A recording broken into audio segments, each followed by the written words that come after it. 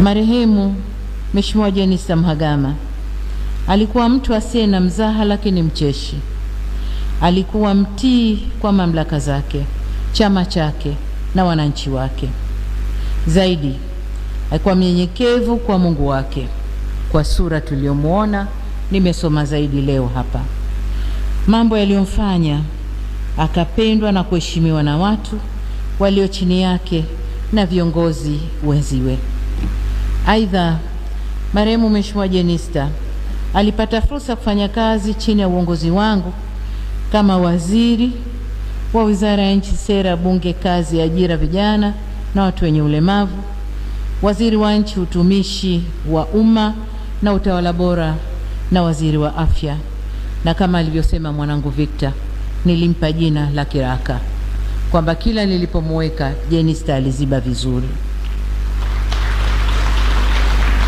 Amekuwa kiongozi anayesimama imara kutetea maslahi ya nchi bila kuchoka na bila kujali changamoto.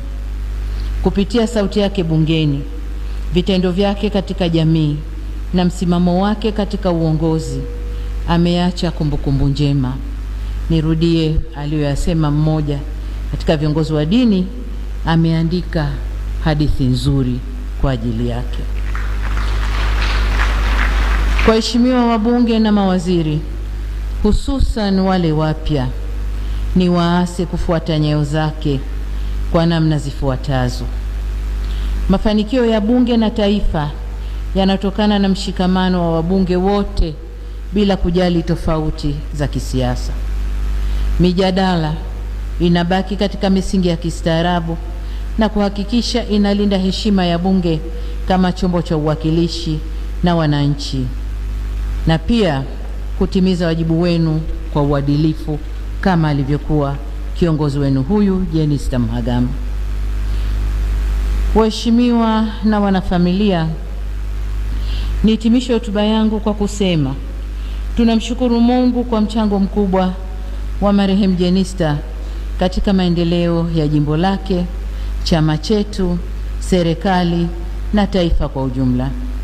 Tunatambua kuwa safari yake ya uongozi haikuwa rahisi, lakini aliitembea kwa ujasiri, hekima na heshima. Leo tunapomuaga kuelekea katika makao yake ya milele, tunabaki na kumbukumbu za tabasamu lake. Niliwahi kuwasikia watu wakisema hajawahi kumuona Jenista akikasirika. Ukweli ni kwamba alikuwa anakasirika, lakini muda wote alikuwa na tabasamu. Tutalimisi tabasamu lake, lakini vile vile hekima yake na moyo wake wa kujali maslahi ya taifa. Na hapa nataka nipige mstari, moyo wake wa kujali maslahi ya taifa tunakwenda kuyamisi, na niseme tumepoteza mtu muhimu sana. Kwa wanangu, wanafamilia na ndugu zake, tunasema poleni sana. Taifa lote lipo pamoja nanyi katika kipindi hiki kigumu. Tunawaombea faraja, nguvu na amani kutoka kwa Mwenyezi Mungu. Kwa Wanaruvuma na Wanaperamiho, tunawapa pole kwa kupoteza tumaini lenu. Mwenyezi Mungu awape faraja.